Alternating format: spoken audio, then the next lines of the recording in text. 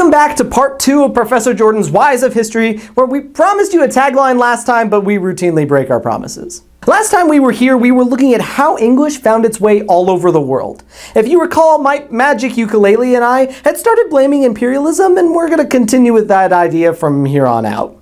Let me first lay out a map of the Spanish Empire at its height in the Americas. No, it's going to be bigger. Bigger. Ah, too big! And now let's look at the use of Spanish in the Americas today. The overlap should be pretty clear. Now let's lay out a map of the British Empire at its peak in 1920. Then follow it up with a map of countries where English is an official language in one form or another. History's BFF geography seems to indicate that wherever empires went, the language of the conquerors followed. While imperialism was never very pleasant if you were the ones being conquered, it's worth noting that European imperialism came with an air of cultural superiority. In the eyes of many Europeans, their successes on the battlefield came not just from better weapons and tactics, but because European ways of doing things, whether it was in the realm of business or religion or technology or culture, was simply the best way to do it. And to be fair, if you look at the last 400 years of world history, it becomes pretty clear that whatever Europeans were doing was certainly winning them a lot of battles and territory and resources and influence in a lot of non-European places. The Europeans who arrived at the places they conquered went to great lengths to make their new homes as similar to their old homes as possible, which included retaining the style of architecture, rejecting many local customs, and continuing to speak their native language. As the conquering Europeans were often heads of political systems or major businesses, they imprinted their own political, judicial, and economic systems on the places they conquered. European systems of politics, economics, and religion were now a fundamental element in many non-European people's lives, and native people who could afford it took advantage of this new system.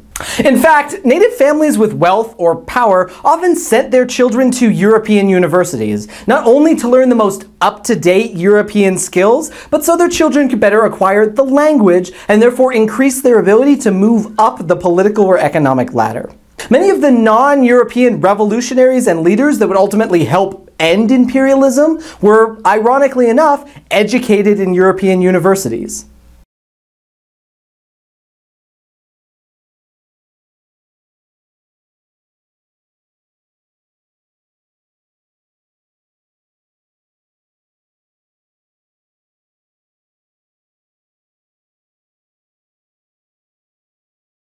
While native people were often eager to learn the language of their conquerors out of necessity and convenience, the Europeans gave them plenty of opportunities to learn, because why have a few hundred Englishmen learn Bengali when you could make a couple million Bengalis learn English? European languages were taught in schools, and the language was imprinted upon the culture just as European legal, political, and religious systems were. All across the world, conquering Europeans forced their language on the people they conquered, often creating mixed languages known as Pidgin, no, not that kind, and Creole languages. This means that, due to the French Empire, for example, the official language of Senegal, Haiti, and France are all technically French. However, a person from Dakar, a person from Port-au-Prince, and a person from Paris are all speaking fairly different versions of French. While European languages like French, English, and Spanish were all very much involuntarily forced upon all parts of the world, it's worth noting that these languages did play a practical role in many areas. Countries like India, with, and you can quote me on this, roughly 30 Basquilian languages, used the widespread knowledge of English to bridge countless language barriers. In many parts of Africa, languages like French and English, while not native to the continent, became ways to unite regions that contained dozens, if not hundreds, of distinct tribes and languages. So now we know how European languages found their way to so many people across the world, but why does English appear to be so widespread today? Simply put, the British had the biggest empire and therefore brought the language to the most people. However, it wasn't English that replaced Latin as the lingua franca of European affairs, but French. So why aren't we all parlez-vous le français? French was doing all fine and dandy until an upstart young superpower decided to get all up in the affairs of the world, everyone's favorite historical jock, the United States. Despite coming out victorious in World War II, the European imperial powers were bankrupt, weary of war, and much of their moral authority as the pinnacle of civilization severely in question. As a result, they soon found their empires rapidly and often violently falling apart. As the Cold War and decolonization took center stage in most of the last century, American politics, culture, and especially economics began to replace many of the crumbling European empires in the realm of powerful countries getting involved in a ton of foreign places. Whether it was building military bases offensively close to religious sites, or fighting in horribly drawn-out wars only to not technically win, or overthrowing democratically elected governments in exchange for USA-friendly dictators, the USA made a point to get involved wherever it felt it was necessary in the 20th century. It wasn't all bad, however, as the US spent a lot of money helping to rebuild war-torn Europe, not to mention its large role in shaping post-war Japan's politics, economics, and even culture. Much like when European empires brought European culture and language, the presence of the United States across the globe brought American culture and English to dozens of countries, a process which has continued on past the Cold War, becoming part of a process known as globalization, but more on that on some other point. Today, the United States has the largest economy in the world, with many of the global centers of banking, technology, and commerce within its borders.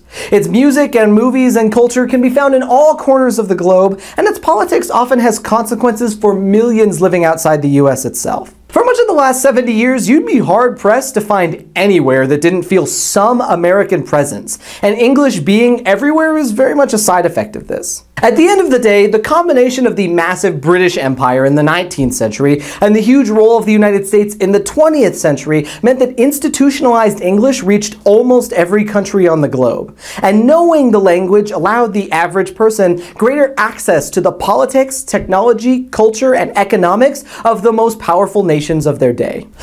Part 3. War de Shangfa. As I attempt to wrap up this probably already too long video, the My Thoughts segment is going to end up like the Columbus video, and then I'm probably going to present a lot of questions without answering them, leaving you to create your own opinion and seek out more information for yourself. So, the biggest question that inevitably comes up when dealing with anything related to globalization is this a good thing? Or perhaps more appropriately, do the positives of this outweigh the negatives, leading us to our "so it turns out history is complicated" segment. Many people would argue English's presence around the world is absolutely a good thing, as a global lingua franca opens countless doors for countless numbers of people. Lingua francas were created to aid in business and politics, and it's hard to argue a business or political world where everyone speaks a single language is worse than one where people speak hundreds. Combine global English with the internet, and you create a network where people from all over the world can communicate, invent, and connect without the barriers of language. Perhaps most pragmatically, the existence of English across the globe allows more people access to the world of English-speaking and American culture, science, technology, religion, economics, business, and politics, which I would argue are present in just about every country on Earth. Just as many Muslims believe reading the Quran in Arabic gives you a better understanding, the same could be said for English and the works of people like Adam Smith or John Locke, writers whose ideas have shaped any country that uses a capitalistic or democratic system. That's not to mention English-speaking cultural icons, whether it be the Beatles or Broadway or Brad Pitt, have global recognition and have left their mark on much of the music and entertainment scene all over the world. But on the flip side, there's certainly a large argument to be made that English being everywhere has caused a good deal of harm. The big obvious point in that regard is that English was the language of conquerors and invaders, brought to places like North America, India, Nigeria, South Africa, and Australia by foreign armies and often forced upon the people who were already living there. This argument is especially true with Native Americans and Australian Aborigines, many of whom rightly associate the English language with a history of betrayal, oppression, and most notably, attempts to use English to forcibly destroy and override Native American and Aboriginal language and culture.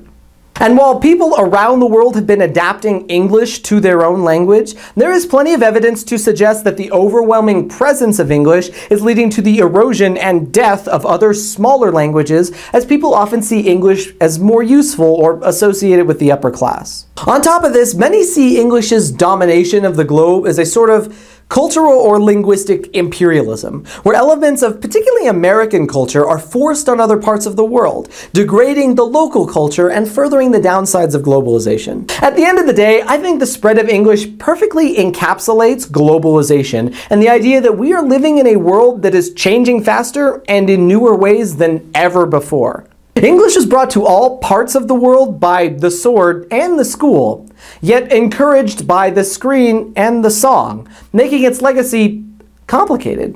It has been and is currently an integral part of thousands of functions, from governments and great industries to reactionaries and revolutions. It is the established global norm, first of its kind, brought about by tremendous change and waiting to see if its relevancy can withstand the next wave of tremendous change. There is no precedent for globalization or the rise of English, no history to fall back on and no template to study from. No way to really know if English has solidified its place as the first and only global lingua franca, or if the same forces that brought it to dominance will see it replaced in a similar manner. If I was a betting man, I'd say it's probably Shizai shi tai nani yu liao.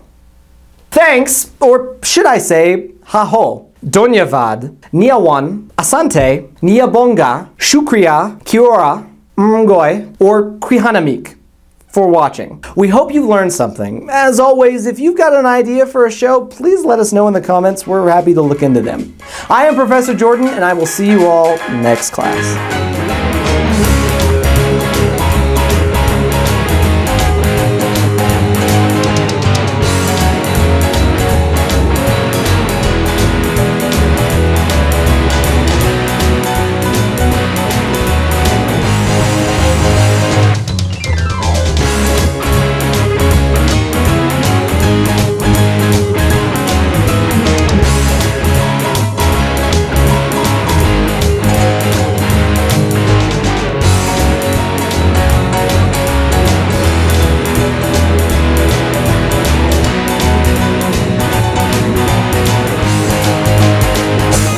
European systems of politics, economics, Europeans. Oh, those darn Europeans. They call them on Mars. Yeah, or like something out of like Magic the Gathering or something. Yeah, I'm gonna attack you with 6 Europeans. Okay. Or better yet, it sounds like somebody who's trying to do the European joke, like you are a peon, right? They just mess with it. European. No way. All right.